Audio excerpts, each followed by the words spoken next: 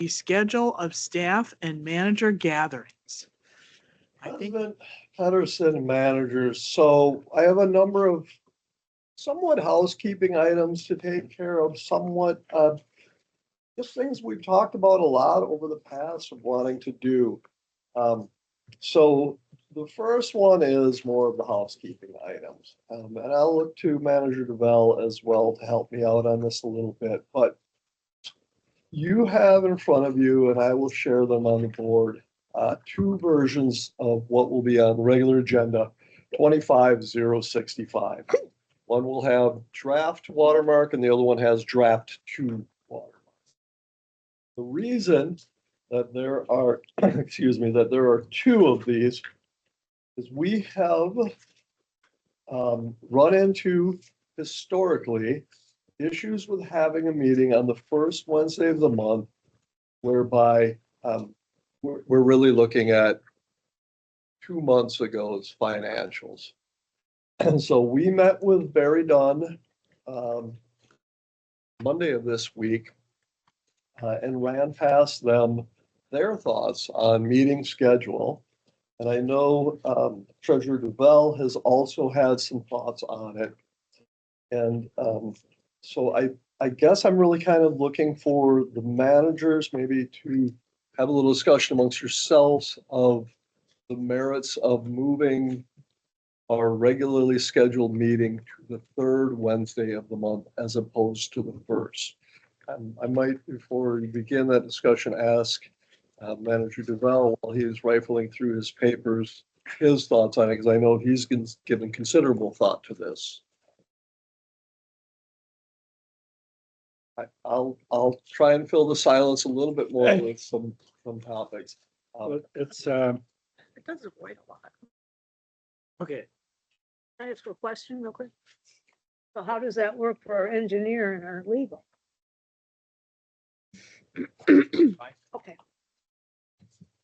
Just check. So from an accounting point of view, I think just a little bit of history. I think that's a significant component of our accounting difficulties going into the past, because in addition to the accounting system that we have set up, triggers lots of reconciliation actions just to do the normal book processing and get it into financial statements. The fact that we've had meetings on the first Wednesday of the month, sometimes only a day or two before the meeting, there's virtually no time. So most companies, they require getting the information from all the vendors and the banks in order to reconcile. So because we've had our meeting on the first week, and many times there's only a day or two between the cutoff, the theoretical cutoff, our statements, as Terry mentioned, are going back 2 months rather than the previous month. They're going back 2 months, and then we have reconciliations to go from 2 months ago to this month to the current.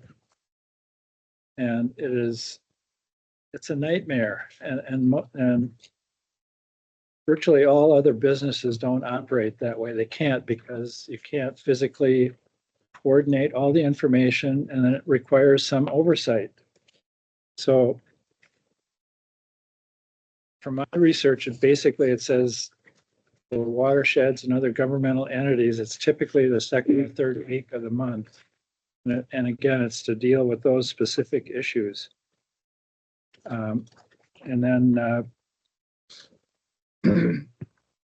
Barry Dunn basically confirmed it. They said third or fourth week.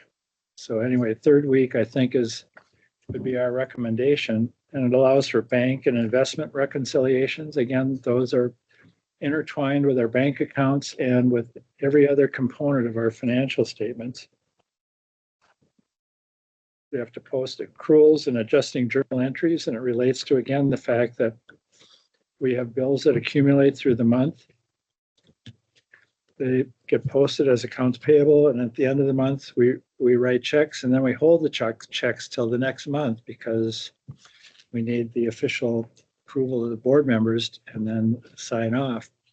So anyway, those are major components in there. And then it's issues relating to projects, internal review, quality control. There's many people that have a hand in this. And so again, that's been a fundamental problem in terms of dealing with the qualitative as well as quantitative aspect of our financial statements. So from my perspective, and I think we've got confirmation from our new accountants, ideally, we would have it on the third Wednesday of the month, barring it falling on a holiday or something, in which case we would move it to the following week. And from what I can tell, there's no holidays that fall on that no national holidays that fall on the third Wednesday of the month. So Tom, Yes. when we talked about this before, you told me that you had looked at other watershed districts to see what their board meetings were. And what was the results of that? Pretty much the same thing. There's nobody that I found in the metro area has a board meeting as early as ours in the month. Most of them have on the second or third or fourth week of the month. And a number of the bigger watersheds, they actually have 2 meetings a month. And probably one of them is to deal with accounting issues. So anyway, we've been an outlier. And again, it's not I'm pointing a finger at anybody for doing something that hasn't been very conducive to our financial information. It's just there. And we're coming at a really ideal time to change it. We're right at the end of the year. We're at the point of setting a new calendar. We're trying to develop our work schedules in with our new accountants, which from what we can tell so far, there's going to be a lot of give and take in the transition. And then once we get going smoothly, it's still going to require a handoff of information back and forth and review. So anyway, this, in my estimation, this is a really important component to improving our accounting system. Madam President, Yes. I totally concur. I mean, it's logistically, it never has made sense. We've just dealt with the issues because they came. It's been mostly well, this is the way it's always been done, so just not very efficient. So I'm really glad that Tom pushed for this. We talked about it before, so. So I only have one issue. I'm in complete concurrence that we should build it. I mean, you can't expect things to be completely set up for your accounting system if you only have like 5 days or 2 days or something after the end of the month. It's just not practical. But my only issue is for the very first month, which is January, the district administrator's performance review is due in January. And we're suggesting that rather than keep the same method that we've had for like as many years as I've been involved, that we actually have Barry Dunn send out a Survey Monkey, and the Survey Monkey will have similar questions, probably some others that we have not really talked about before, plus an area for you all to write your thoughts about things. And if we don't get that sort of set up at the beginning of January, I can't meet the end of January as a deadline for his performance review. Yes. Competitors and managers. So I did, in that email to David Drum, I set up 2 separate paths of through. The latest would be on the end of February. So actually having it earlier in January might result in a March review, because my understanding was you want the board to look at the format and say, yes, we agree with this format. Then set up my review. So if we have it January, we look at it, God, how it works. So The point is, I don't mind if it's delayed a little bit to accommodate this new schedule. So I was planning on having them bring the suggested survey, the performance review, the whole process on the 7th of January, which meant that the Survey Monkey and all that would probably go out to all of us the following week, if not sooner after. And that way, by the end of January, we could actually present the review and be done. So that's What date are you talking about? so the 7th is when our regular board of manager meeting would be. And if we just, I don't know if we keep like January the 7th and then move all the rest of them to the 2nd or 3rd week.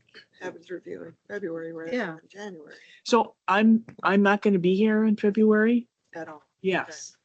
I will for the first week because I planned on being here for the board meeting the way we had it scheduled. So I'm here on February 4th. Or we could do 7th and the 21st, have the 7th be special meeting, Yeah, just to have David Drown present the plan, and then the 21st have a regular.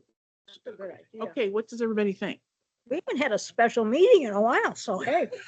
She's excited. Wow. Wow. It's special. So then the 7th would just be a short meeting for David Drown to present what their format is.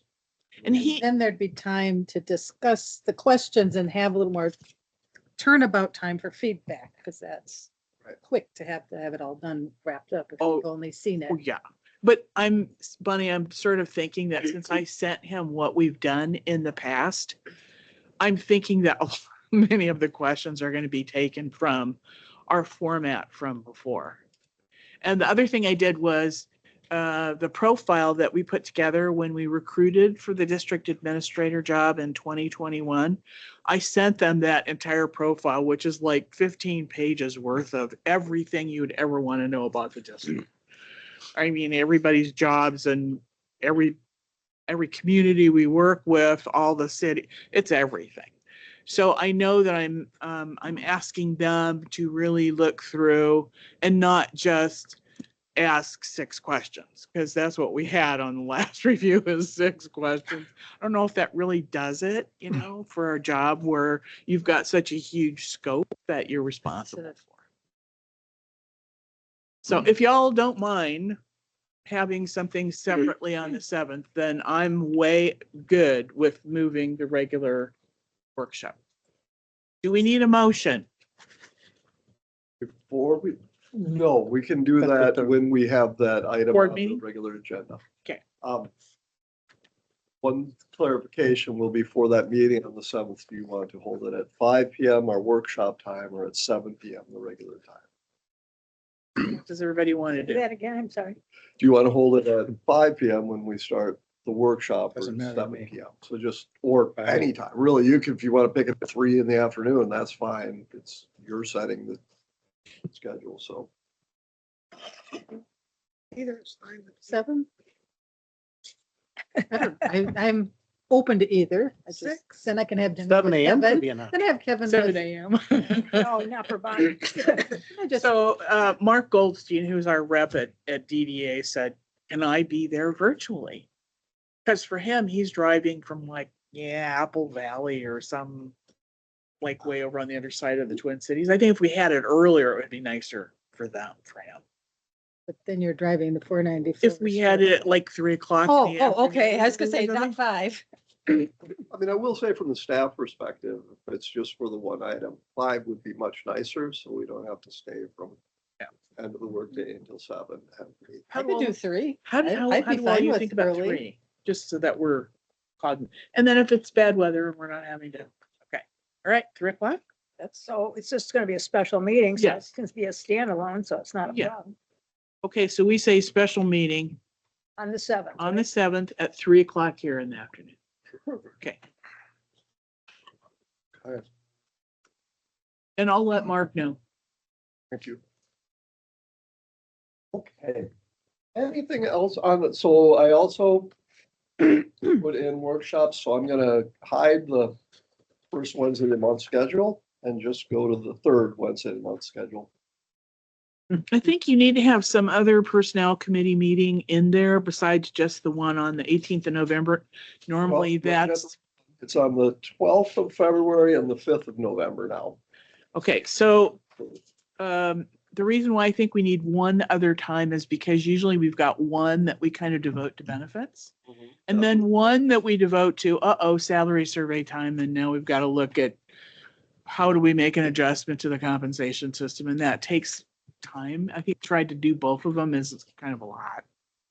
That's fine, whatever the board wants to do. So, would it be a better idea to try to do it earlier so that when you're doing the budget, which you put the numbers together in August, right? It would be better to do it in April or May. Or June even, because in July, I try and bring to you a draft budget so that at the August meeting, that budget, so. Okay, so how about if we say June? Because that's the latest we can do it and still meet your deadline for the budget to figure out what cost of living increases would be. And we could maybe get data that's more relevant than if we do it earlier in the year. How about that? Okay, let's do, I'm not hearing you very well. So what are we doing for personnel? We're going to add one additional meeting besides the two that he has on the list. Are you gonna be here on the 19th of February? No, it's not the 19th of February. It's in June. It's in June. Okay. On the same all right. day as Oh, the okay. 11th or a different day? It's what date is it? I've got two schedules here, and one says, yep, so it's the one that has Well, draft then two on the this back. February 19th. Look at the one that has every third. Yeah, Look at that one. oh, So- got it. February 19th. This would be June. Yeah. I have to go look. Let me look. You want me to look at the calendar here? I just looked, I would prefer to hold it. So what I've tried to do is not have a committee meeting on the same week as a board meeting. That's okay. It's okay. So I would say either the 25th or the 11th. Let's do the 25th because the later it is, the more relevant the data is going to be. We need to find out when the Minnesota Watersheds tour is. True. I mean, if we, August. yeah, That's a Bowser tour. I'm being difficult, I know. Well, I think we can adjust one. We can- Actually, I think we're gonna do those together this next year, so whichever one. Yeah, and we can adjust. We just yeah, get adequate notice. You know, so. Okay, Okay, and remember, I only set this regular schedule so that if we have a meeting and we want to put things on that agenda, we don't have to be beholden to the things that went out in the announcement. If we decide we need 3 governance committee meetings, or we need to have another audit and finance committee, we can have those. There's no reason we can't have them. Just. But I set the audit and finance committee schedule to match our budget schedule. January 8th, we would look at year-end budget, hopefully this coming January 8th and the year 27. We'll have a good accounting of the 26 year. 11th is our budget and our audit. And then the 15th to set the final. What time on the 8th are we thinking about? I got 2 meetings that day. 2 o'clock is what all of these meetings are set for. 2 p.m. The 8th, I would like to move that a little later. I've got another meeting that day. Well, we also don't know who the committee members will be. Oh, yeah, because Oh. we vote on that in That's January. right, you're right. Okay, never mind. Although, no, that's not true Wait, because our we're- meeting will be after that. So yes, You're so we right. would need to move it. So Manager Crafton, preferred date, 15th, does that work for you? I was just thinking, not at 2 o'clock. I'd rather do it at like maybe 4 or 3:30 or. You're okay with that time change? Just, And the date can be okay if depending on the time. I just need to change the resolution then. All committee meetings shall begin at 2 p.m. on the scheduled date, with the exception of other finance on the 8th.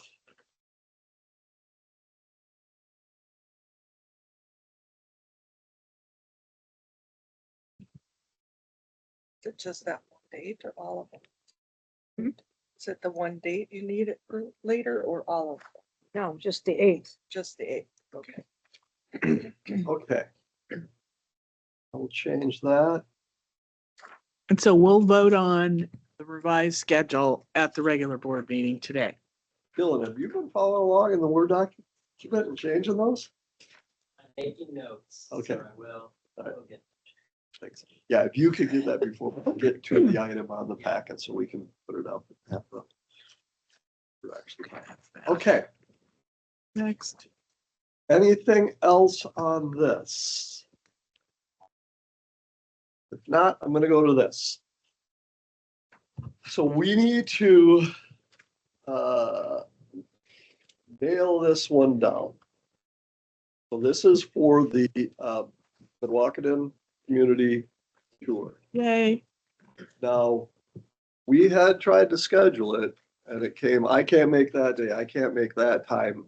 So what we're saying is, these are the times we have to pick from. The 29th is not good for It me. might be that not everybody gets to go because they have their scheduled tours. They're not moving them for us, so. I'll let you talk amongst yourself and figure out what date and time works best. Okay, I'm bad for February, everybody, but I can do all of the other days. So can we come up with a date in January that we could actually do that? Got a I think he needs a couple conflict on the dates. 29th. You got, pardon what? Something Conflict on the 29th. on the 29th. Okay. So Jill's a no. Okay, how about everybody else? This is January talking about? Yes, we're talking about January 22nd or the 23rd. or the 30th. Not the 29th. That's what she said. Yep. I can't.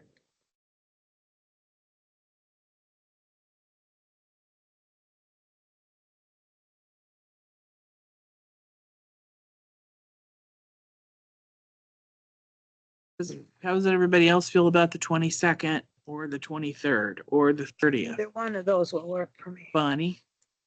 They work for you? They work for you? I prefer the afternoons, but Okay. that's not a, Okay. if I don't show up, I don't show up. That's fine. Do the 22nd. Does that work for managers development? Yes.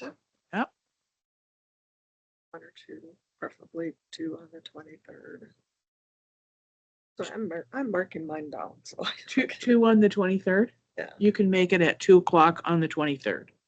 Jill, you can make it at 2 o'clock on the 23rd. Mhm. Yes, I can. Mhm. Yes. Yes, yes. Okay, so you got one day. 23rd. Sold. All right. Okay, That was easy. that was.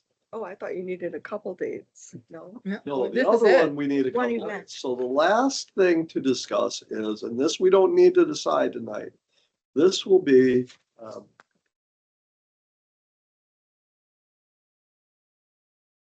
okay, this would like you all to take home with you. And at the next meeting, we can decide. And really what I want, here's what we want. We have 5 managers.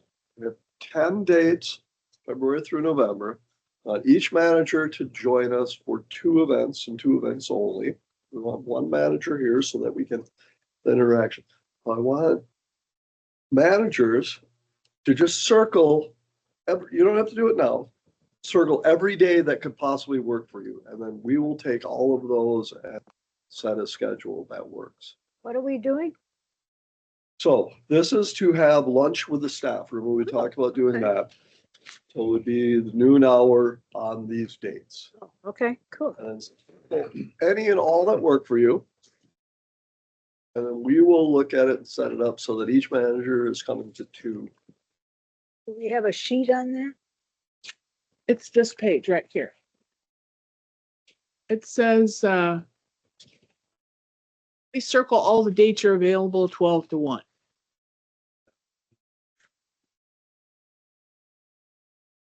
Who do we give these back to? Yes, can we give them back to you now? But you're on, yeah. I'm just circle his page. Okay, wait a minute. You got your name on here. Okay, yes, you do. Pedersen. Our names are in the upper right-hand corner, so we're good to go. I don't see one, so It's sort of there. It's underneath. There we go. We're gonna get But it anyway, taken yeah, care of. If you know now, we'll take it, but otherwise, yeah. And that is all of the staff manager schedule coordination that I wanted to do. Okay, so these are all on a Monday, is it? Yeah. it Yes. says right here. so Monday, 12 okay, to 1. Okay,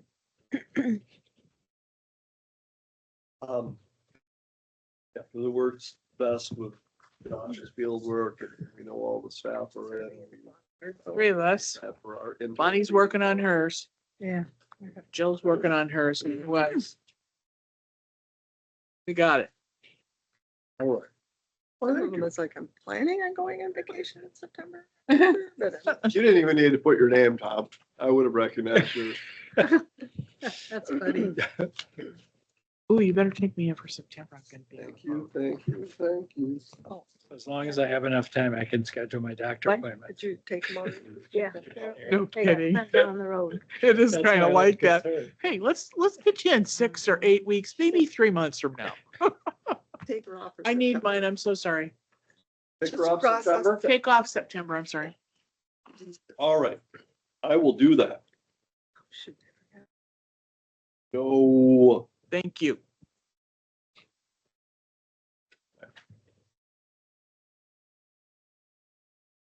okay.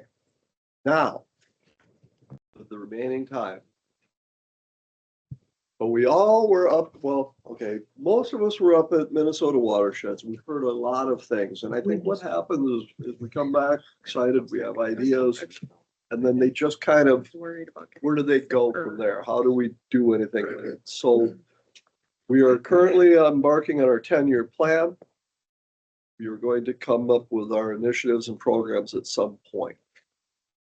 What I would really like is for the managers to have a discussion amongst themselves. You know, what are the things they heard that interested you? What are the things you heard that you think could be tweaked or could be implemented here? So we can park them. So when we get to that part of the planning process, we can go back to this conversation and say, this is what we heard the managers talking about.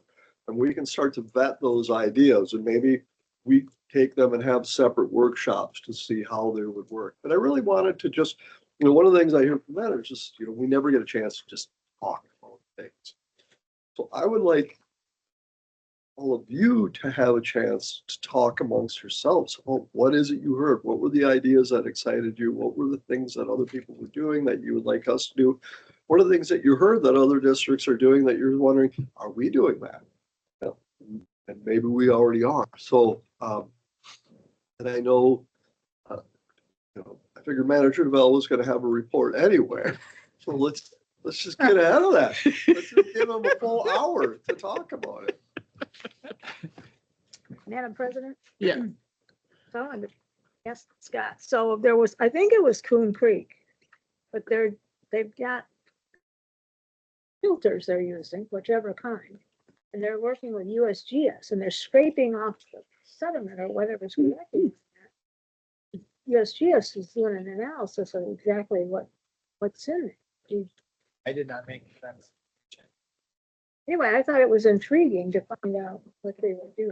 So Filters on, I assume in filtration systems, what do we use Kraken or whatever the, so like a stormwater best management practice type. I think so. Okay, because I've heard different things where some folks have even taken biochar, put them in a stock. Now they're using those as filter in a water column. Okay. So there's Well, I need to multiple go back and things. see take a look at it. Yeah. But I just wondered if that was something you'd seen. Okay. Does anybody still have their program? Yeah. Let's see if it's on. I just didn't bring it. So is Coon Creek, you thought? I think it was Coon Creek. I'll go back and look at my stuff. Anyway, I thought it was intriguing because it sounded like something that's new. You want this, Terry? No, I'm gonna bring it up on the board.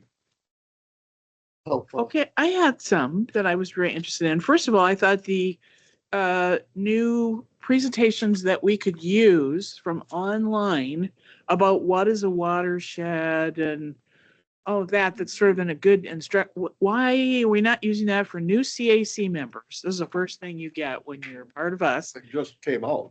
You know, The ones what I'm Ju- saying, Julie we should Winston use it. was- Why aren't- And also any new managers sort of as an onboarding process. It's a really good way of getting people there.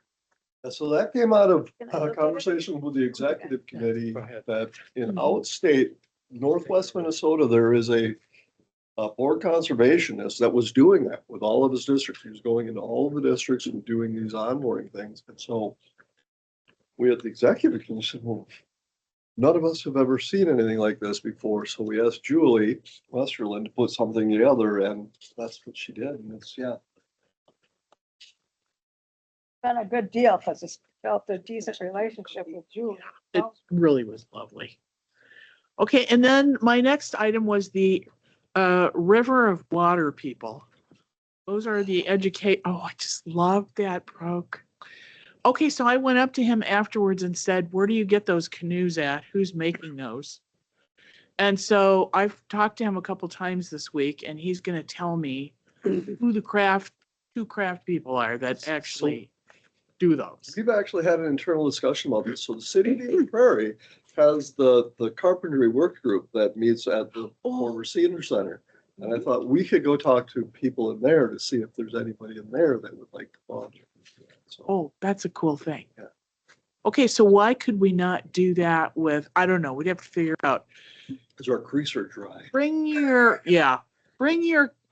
kid to fish day or something. You know what I'm saying? Would be such a cool thing. And when you go to that website and you see all the people that are reporting those little canoes all over everywhere, that is really pretty cool. It's really, Use them on lakes. Used to use them Yeah, on well- lakes all the time. The one thing we did talk about internally was, if we worked with schools, the time of year that they would be wanting to do it would be the time where we actually have flow in creek. So it could work, yeah. Yeah, I think it was really interesting when it was a USGS or a MNGS person that found one of the boats, and then there was a naturalist that found one of the boats. Good presentation. Okay, and then the other one that I thought was very interesting was the discussion of the what do you do if a data center is planned for your area? And the first thing I did was I went around and asked anybody, do you know of anything in the metro area that's being planned right at the moment? And of course, everybody says, well, we've been in some discussion with people, maybe in Apple Valley. I said, have you heard anything about Carver County? I was checking around. No one has said anything yet, but I just can't imagine that would not be somewhere in our future in the space that's available. Yeah, So I- Duluth has one yeah, and they hate it. yeah. I didn't get to attend it. I wanted to attend it, but one of the things that I was thinking about and talking to others, and Louis, I'll put you a little bit on the spot here on this one. You don't have to give a definitive answer, but I do think we have legs to do it. So we have water appropriations authorities. Could we say you have to do a closed loop system, only permanent closed loop system type thing or something like that?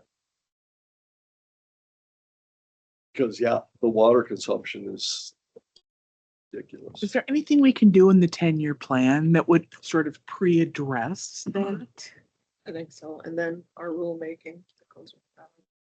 That was the first thing I thought of was if they, and the way that was presented was, well, there's going to be these data centers, and if they come to your area, you might as well just say, okay, there's going to be a data center. But wait, wouldn't it be better if we had some idea of how we would confront this issue if it happened? So, It Were is a nice- you at that presentation? yes, There were a ton of ideas there. yeah. It is a good one to get out ahead of too, because once that horse is out of the barn, we're not doing anything about it at that point. I know in northern Minnesota, the data centers have gone around and started buying up electrical cooperatives so they can control electrical generation for them.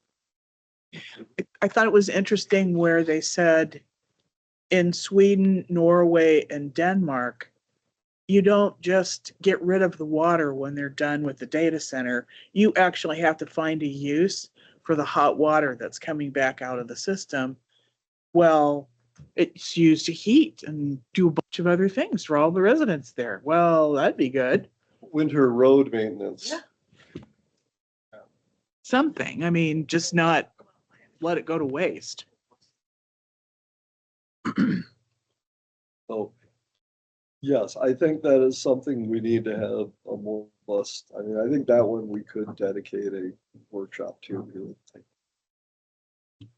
And that way I won't put Lewis on the spot as much, and he'll actually have some time to think about it. For those large scale appropriations, it's the DNR's issue, but we can have complementary authority for smaller appropriations. Well, we could regulate the discharge though, right? We We could want come them up to with be a way. closed loop systems, right? Yeah. A way to incentivize a closed loop Is this system new? or I think one of the first things you gotta have to match do with rates, this, which is zero. exactly, you need to establish what are you trying to protect? Are you trying to protect temperature? Are you trying to protect water quality? Are you trying to protect rates, volume? I Groundwater think there's a way to depletion, do it, right? base flow in streams, rivers and creeks. Exactly. That's something, Terry, you and I have talked about off and on for a while about trying to establish standard base flow criteria or something, so. Yeah, so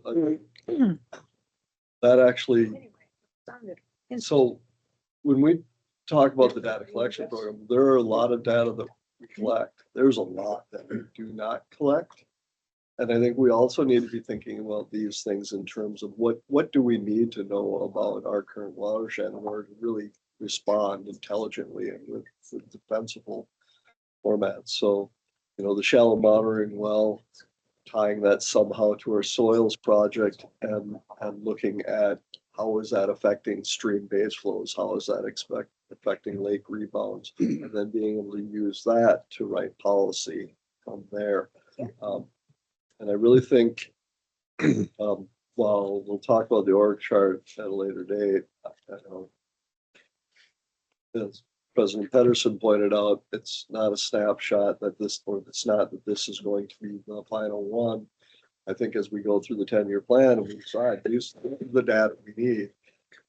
Josh will continue to run himself ragged, but I really see him needing help, and that might be the one place where we, depending on what we come up with, have it. You've got 26 applicants for Water Resources Tech 3, 26 good applicants.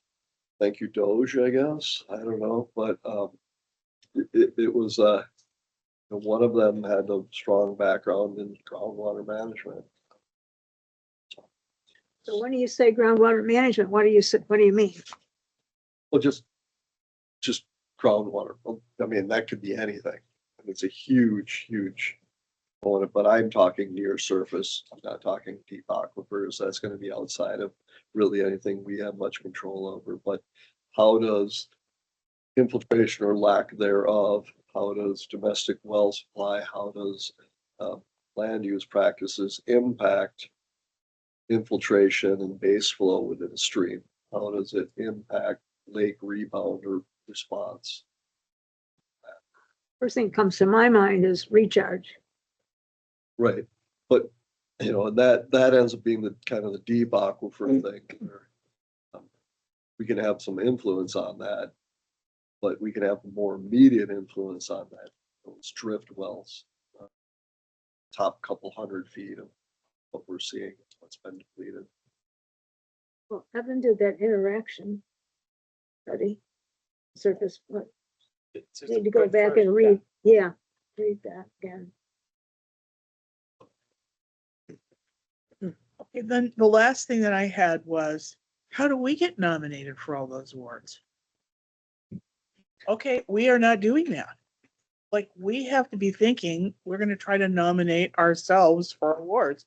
So it's hidden in those emails that Jan sends out. So Jan sends out emails once every couple of weeks, everybody, and it's usually within those forms. If you're ever in doubt though, Tina Karsten or Karen Kill, they're the two administrators that are on that committee. I think next year, hopefully we'll have some projects in the ground that we can throw in there. Okay, so my question is on this, is there any way that we could say on the month of blank, we need to talk about nominations? What month would that be? So we could put it as a standing item on the schedule every month, but But where we actually have like the They- forms and they make the call for nominations usually towards the end of August. Okay. They throw out the first call for nominations. And then the end of, probably the middle of October, they send that reminder, hey, nobody sent us anything yet. Okay. And then send it weekly after that. okay, so how about if you just put this on our meeting for the month of August? Okay. And then we can determine how well we've done. And if we're gonna do that. Does everybody agree with that, or am I just making this up? I think it's great. Okay. Springwood Conservation Project. When I was seeing and thinking about what was happening was, hey, wait a minute. We've got a person and our person has probably done more than this. And why isn't our person up there? And then I thought, well, can't you use this sort of as like initiating or prioritizing, here's what other watersheds should be doing because we're leading the way on things like EHAP. I mean, it would be clear that it's like a kind of a little marketing tool to say, look, see, we've progressed a little bit further than some of these other places. Aren't you all going to change? Yeah, but what have we done so far? Well, I'm just saying we've got some wonderful things coming. Yeah. And like Crass, who had done that before? Nobody. Which is why we ended up getting the reward for that. So, Price Group won for their cart management, which was based solely on our. which was based on ours. Our Jada? So, but yeah, so August, we can put that in. Okay. I have nominated, is Josh out there? No, he's at his child's conference, or his child's concert. I have nominated Josh twice for Player of the Year. Larry used to nominate him too. Okay. Those are my big ones from the conference. So now everybody else take over. I was a hall monitor. You were a oh, did you stay out and talk to everybody the whole time? Did you not? Seriously, I had to make sure that people got in and out between the sessions. Side conversations count too, though. I mean, what are the ideas you came home with? And like, really like for you to talk amongst yourselves about it, just write it down so we can bring it back. This is what we heard the managers say that was important to them. These were the things that we heard saying, so. I personally would like to go back, if I can, some of the ideas we talked about at the Water Resources Conference. Oh, that's fine If too. that's okay, because I felt like I I'm had, good with, yeah. just if we wanted to put that back on the decompaction of urban soils. And maybe potentially a stewardship grant program to go towards soil health for residents. I really thought that felt like something we could work with. I'd like to see an incentive for builders to have to do a better job with soil. Right, and that protection. was, right, as part of the subsoil decompaction could be partly our permit requirements or conditions on how to do that. I guess those are two ideas in one, but So, yeah. At the section where we got to talk to all the vendors, the company that does soils, help me somebody, Mhm. who does soils? They were at the, There was a guy who provided different types of engineered yeah, soils. okay, so I buy stuff from that company. And I said to him, wait, nothing that you've offered us really says, I've tested this soil before I even dug anything into it. Can I give you that test and you can make whatever I need in order to fix the soil after I've done this huge construction project? And he said, well, certainly we could do that for you. And I said, huh, give me your stuff. I've not learned Is that- anything about Is that. that Minnesota mulch down in Jordan? No, it's, No.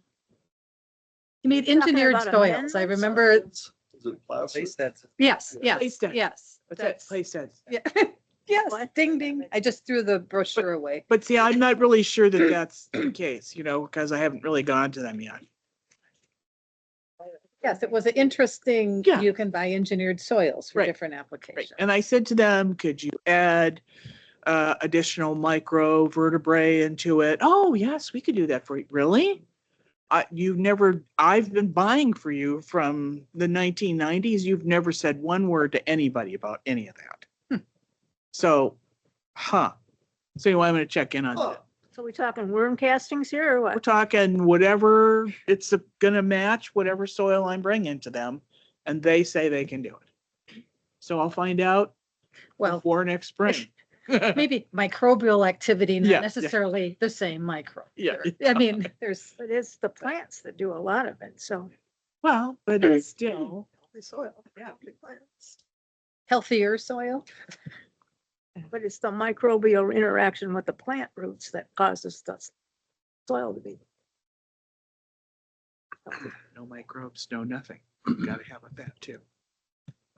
Okay, anyway, sorry, Bonnie, I didn't mean to interrupt you. No, Anything I else? thought we were building Okay, upon it. okay. That was great. What of it, yeah. One of the things I'd like to see is, so like the two projects that are voting on tonight. Eden Prairie and Bloomington. I want to know more about their water recharge and their water cycle and their infiltration. What would you like to know? And After they put the project in, I want to Okay. see how it's functioning. So you're talking about the two permits that are on the consent items? Not permits.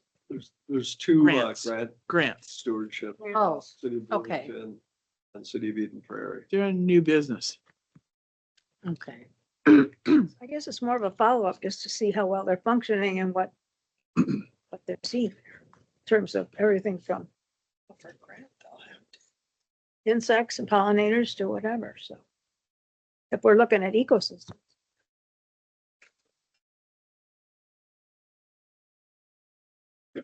Actually aren't up yet. So water resource comments. So I've got two comments. Okay. But not necessarily to this last conference, but other events that Minnesota Watersheds has done and the water conference as well. So one of the things that's really struck me, and there's there's tons of interesting discussions about research and things, but to me, it always feels like there are this joint pieces. You know, this professor has got, this student is working on this and they develop a really great idea, but everything is sort of in isolation. And it seems to me that one of the things with Spring Road that's going to be really unique, if we can figure out how to do it, is to coordinate some of those research projects and to make it being an applied research of sorts, not just we've tested this field, we've done X, Y, Z to it, and we get these results. Something that connects to the problems that we're dealing with that relates to the research. We can connect the lines and the dots.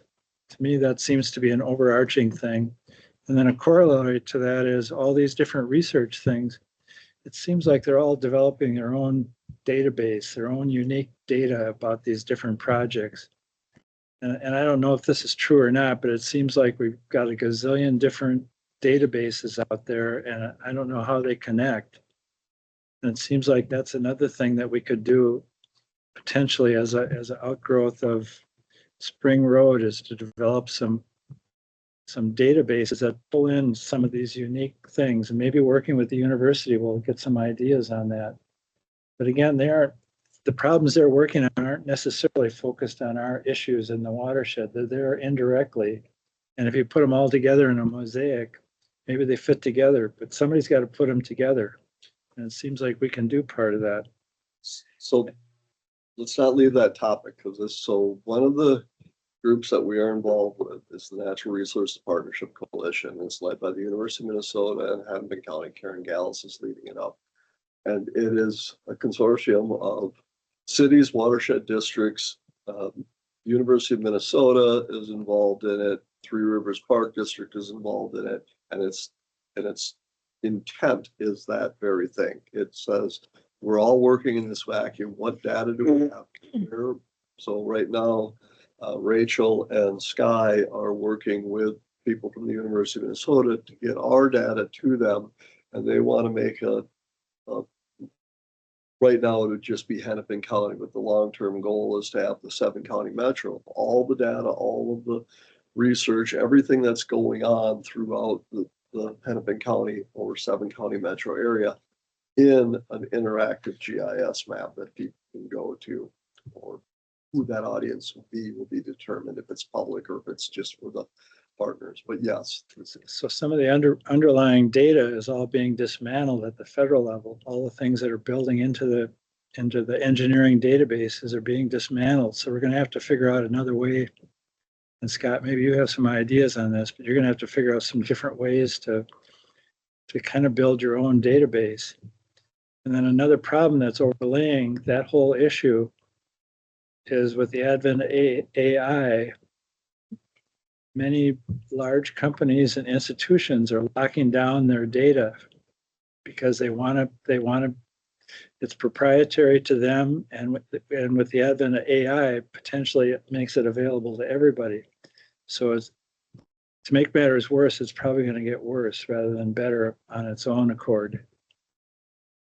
And the other hot button I've had since the beginning of being on the watershed, and my early years, I went to an inordinate amount of CAC meetings, and talking with other, it relates to this, and talking to other administrators and people at the various conferences the Minnesota Watershed has put on locally. The one we had a couple of years ago with the metro watersheds, we looked at, I can't remember who I talked to, but with a number of them, they're looking for ways to engage the CAC. And from my perspective, and I know we've had arguments about it in various meetings in the past for whatever reason, and with the advent of the new members that are coming in, it looks like they have some really exceptional backgrounds. Mhm. I think as a watershed, given the task at hand and everything that we're going to be working on and dealing with staff constraints to try and figure out, we've got a resource there, in my opinion, that is way underutilized. And I heard this from a number of other administrators. Who's the new administrator of Capital Region? Anna Larry. And So I had lunch with her at one of these sessions, and she talked about it at length as an issue that their CAC is underutilized. I mean, they're there by statute, and we have to do more than just have them report back, whatever they're talking about at their meetings.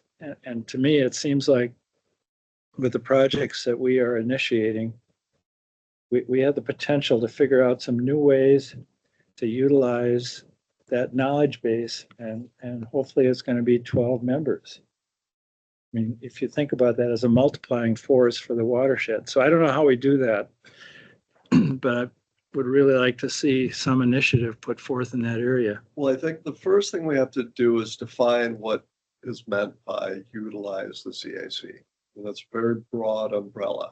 Is it for volunteer opportunities? Is it to help on projects? Is it to actually make decisions? Is it to advise on projects, advise on plan, advise on budget? Is it to, what does that mean? And I think until that's defined, we're, because we have tried to, when we have volunteer events, we get fairly low participation in those. So that's what they want to do. So I think that's the first step, is to find what do we mean by utilize the CAC. They are an advisory committee.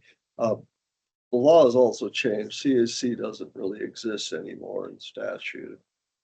It's an advisory committee now. Don't call it a citizen advisory. They say it's comprised of, have. It's just still the same purpose, though. Yeah. Yeah, but it's not the citizen advisory committee. So I mean, that's the tightrope. It's advisory. You are the board of managers that make decisions. We are the staff. Every time we try to incorporate Citizen Advisory Committee, that's a dedication of staff time to that. So we need to know what it is. All I'm saying is I think we need to put forth some effort to devise some ways where they can advise us in the capacity of being very knowledgeably connected to the watershed and to all of their communities. We're looking at different ways to deal with education and getting feedback from the community. You know, that they're a natural to be doing that. And again, from the meetings that I attended in the past, it always felt like we're really missing an opportunity here. I'm fine. I was on the CAC for 3 years. And I would say much of the time I felt I was very underutilized. You were what? I was underutilized. You know, I was basically just kind of sitting there and filling in that check mark on the form that said you had to have a CAC. And the only way that that is changed is if you've got people in that group who say, I have a great idea, let's do this. Because most of the time, you're not getting direction from the board or direction from the staff people. Because, I mean, the staff people already have enough on their plate, and now we have to come up with something for 12 people to do. That's a lot. So when I was on the CAC, I would say we had a group of us who were solid volunteers. Time to do, you know, clean up the drains. Okay, half of us would go out and clean up the drains. Another part of us they were the people who were really interested in the specifics of how all the rules worked. And maybe they had prior experience as an engineer or had worked for a government agency and could possibly give us information about how the rules should work. Then I also felt it was a training ground for people to apply as a board manager. Because at least you have a certain number of years before you apply and you're on the board and you don't have to reinvent the wheel. You don't have to relearn everything. Like, what is a watershed and what should you be spending your money on? So I, again, agree that if there would be some way that we could, in fact, utilize them and the knowledge base that they have, because if you look at the people who are in that group, the vast majority of them either have a number of years in our watershed district or have some scientific and educational background, which we really could use. I just wanted to add, I was just looking at the statute language, just because I know when I joined the CAC, what I thought my role would be is very different than it was as an actual volunteer. Based upon the statute language, because I read rules and statutes. That's what I do. But it says you must annually appoint an advisory committee. So they don't call it a citizens advisory committee, but it's still an advisory committee to advise and assist the managers on all matters affecting the interests of the district and make recommendations to the managers on all contemplated projects and improvements in the watershed district, which is, I think, very different than ours functions. The last 10-year plan, I have to say, I was on the group when the last 10-year plan came in. And yes, our group did go through the 10-year plan and how it was decided that projects were going to take first, second, third in terms of priority. So they did ask our opinion about that. So that was really quite wonderful. I like that how it's been used. It's sort of informing the 10-year plan, I think, but I think there is opportunities, but it's just sort of a reminder, it's not a pool of volunteers. I mean, that is part of it and why people are there, but it's more than that. We're going to be starting all kinds of potentially really complex initiatives with the Spring Road project. So again, to me, it seems like there's got to be some way to use the CAC to engage the community about what we're doing, and it probably moves into the educational component as well, but getting feedback that they can bring to the board. And I don't know what those protocols would be or the lenses that we would use, but it seems like a wasted resource, I guess, is to put it bluntly. one of the places to begin is to look at, different chapters within the 10-year plan. We have processes for doing things. And so for instance, this is capital implementation. When we're going through this, maybe this is the place to start introducing when should the CAC be involved in this process, what would their role be in it? We have other flow charts throughout, but this was just the one that came to mind right away. Is there a place where it just makes sense that that is when it gets introduced into the CAC, and then get their input? Engagement becomes a little more difficult. I am not opposed if they have initiatives and they want to go with them, but I would like all of those initiatives they want to do to come to this Right. body for Yes. your decision. I don't want to be the one saying, yes, go out and speak for the district. I want this board to be the one that says that. Sure. Yes, I kind of agree. We need to be kind of careful Mhm. because I have been through this before. I was the chairman for the Environmental Commission at work. And it got to the point where, the advisory committee would get very, like, we want to set policy, we want to write rules, we want to do this. And then the city council was like, no, you're an advisory committee. And what ended up happening is there was so much, I got caught in the middle, between the two. And they ended up disbanding the commission and redoing it. And it took a while to find the right temperature to keep it from becoming overactive.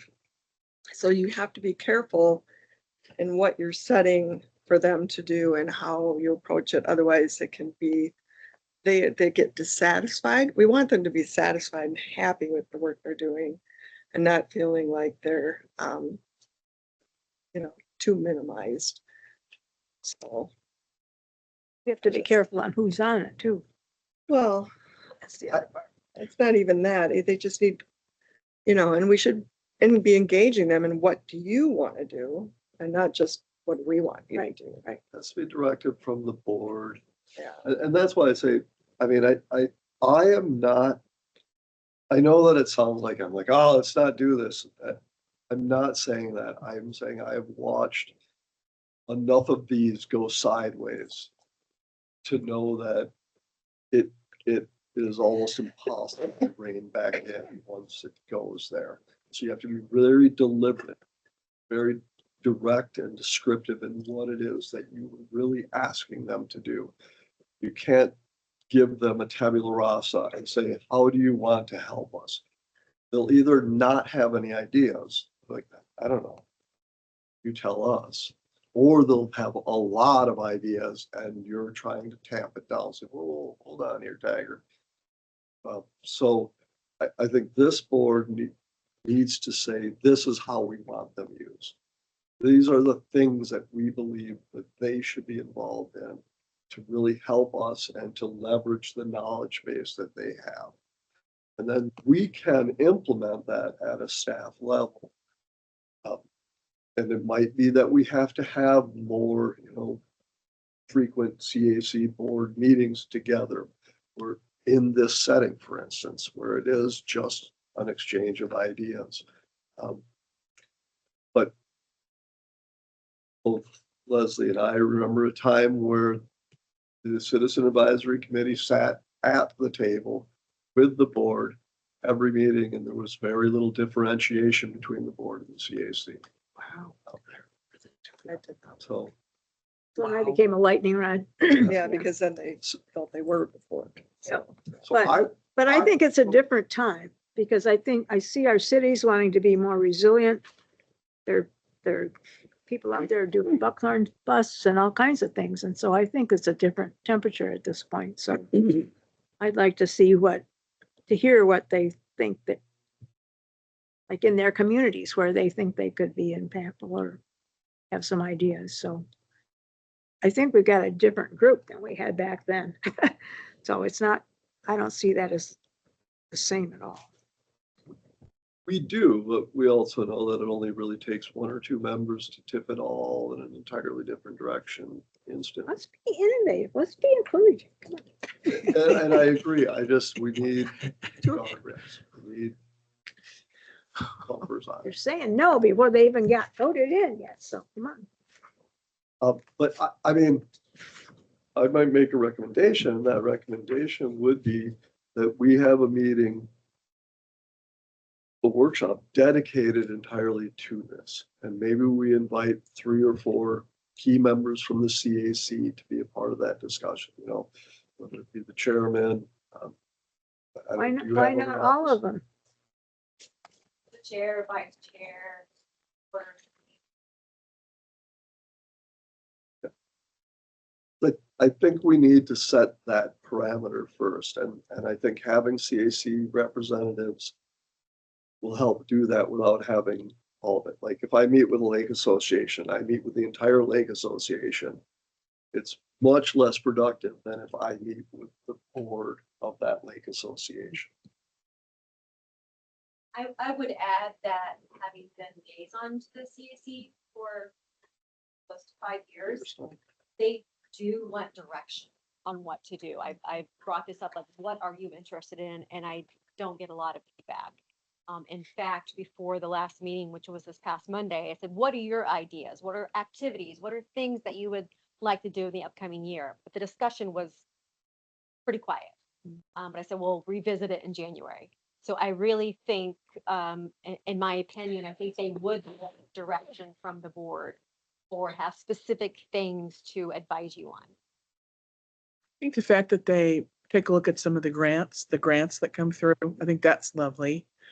When I first started, there was no communication between that group and the board at all. And at least Andrew now attends the pre-agenda meeting, so he knows what's going on, and there should be some sort of a feedback loop there so that they're aware of what's happening.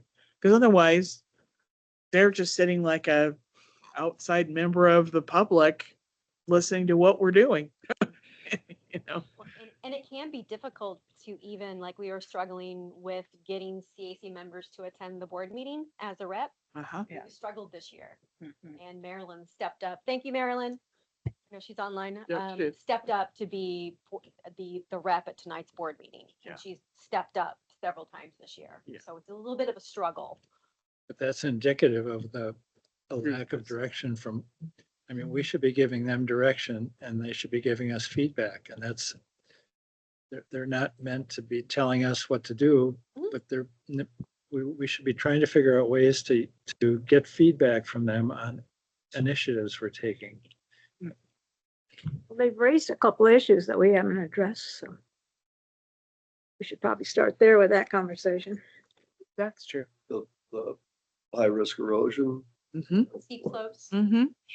Yep. And those will be, again, those are, And your plan. please remember, just because we don't act on something doesn't mean we don't have it in mind. We're just not there in the planning process to actually act on it. You know, so we could set an initiative to go out and do slope management throughout. It's not in the 10-year plan, it's not in the budget. But we will put it into this plan because it's a priority.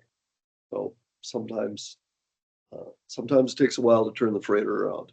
Right. So how about if we actively try to get them to be a sounding board on specific ideas? For example, here comes the architecture of what we're going to do at Spring Road. Why not have them look at that and see what they think of it?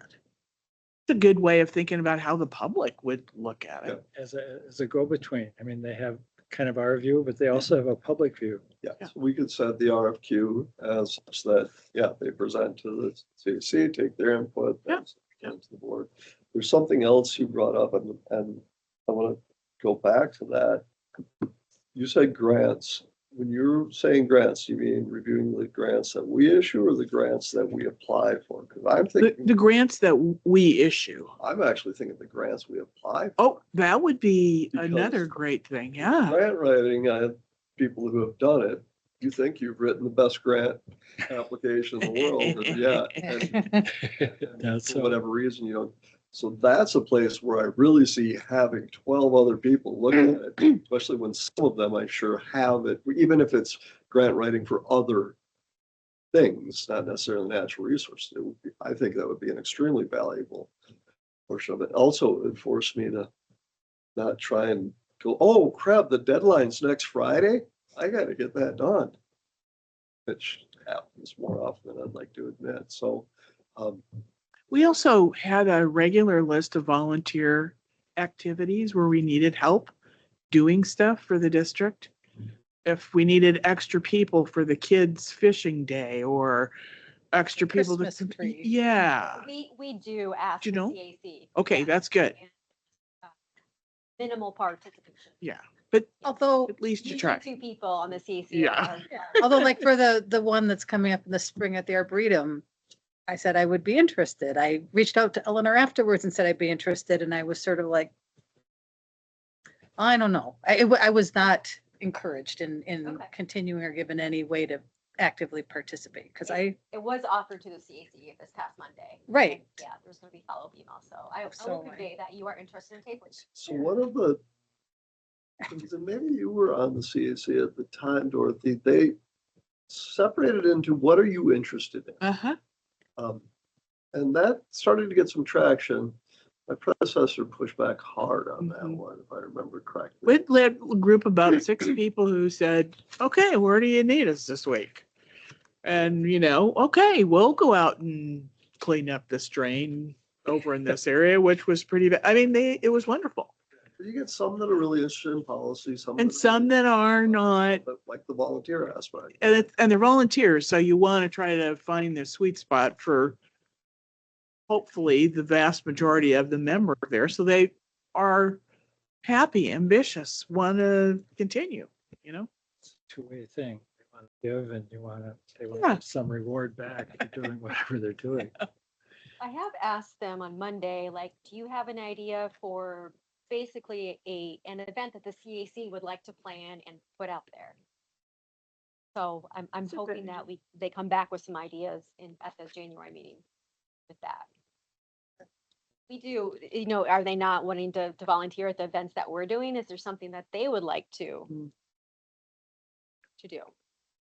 Thinking back to what you said and thinking about that open house that we attended in Shannon, and, I'm not saying, let's have the entire CAC show up, but there might be open houses that are in their neighborhood where they have familiarity with both their neighbors and we could bring them up to speed on the project. Things like that might also be a good place to implement or to utilize.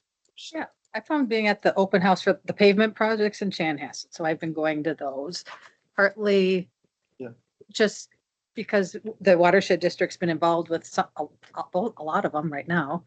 But also I'm talking to the citizens, hearing what their concerns are, telling them some about the watershed, so I'm not really representing the watershed at them, but I'm just like pointing them to this or pointing them, oh, there's grant programs or what, we're doing this, that we exist. Because we had, a couple boards over on the side in the middle, but they may not have even gotten to those. That's not why they were there, was for the watershed district. So yeah, I think, so why don't we as a staff generate a list of ideas out of what we've heard, out of what we think, what we get from the CAC. And then I would actually, like to have a workshop where we have 3, 4, 5 members of the CAC and the board meet and talk about those ideas. And think about how we. So could go back to, remember we had the calendar that as a CAC, that was something that we developed while I was on there to try and get things that were not our events also put on the calendar.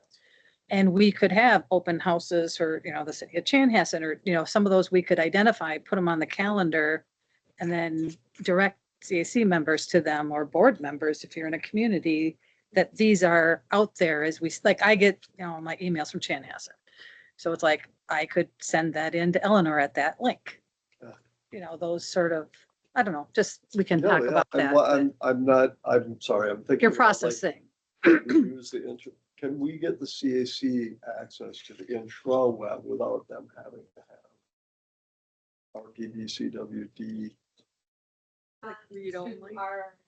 Who are the The manager. streamline or the- intro web, the one for the managers. Could happen. Don't know if they would need a district email address or not. Right, that's what I don't know Yeah. if it has to be the RPVC WD. I can check into it. But yeah, mean, we could set up a cozy family calendar for everyone. Or if there's just depending on how much there is, like, there's a mechanism in place to put it on our calendar in a. Yeah. In a Yeah, simple. I mean, it would be nice to have more on our calendar. I've thought that myself, just because there are a lot of things going on throughout the community that are. So maybe that's what we need help from them, is helping us populate our Better, calendar with bigger events that are calendar. going Yeah, yeah, around. yeah. I mean, that's a. Perfect. What water about like the shortage. projects, the grants that we give out? Could they be involved in like evaluating those and Well, doing recognition? That's for- what, yeah, that's what Go ahead. you were talking about, our capital projects and Yeah, but once we give grants for people that are doing projects, to look at those and evaluate and maybe pick out some oh, to be recognized.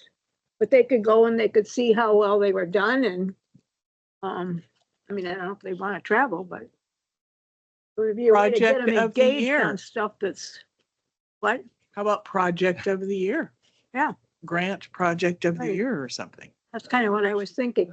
we tried to do the recognition awards this year and we didn't get a lot of volunteers, so maybe if we did it like that. I like that idea, Yeah. actually. And that way they'd get involved and they'd be able to see the projects and hear how, what was It's really good. lessons learned. I or do have a anything friend like on a that. watershed district CAC that their CAC actually does all the grant review of the stewardship grants, and they do the recommendation to the board for them. So, Thought that was We interesting, do have a rep, Maryland's our rep.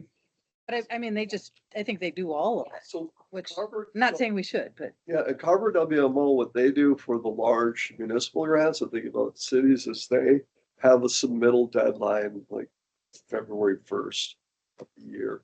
And then they have their advisory committee review all of them and rank them.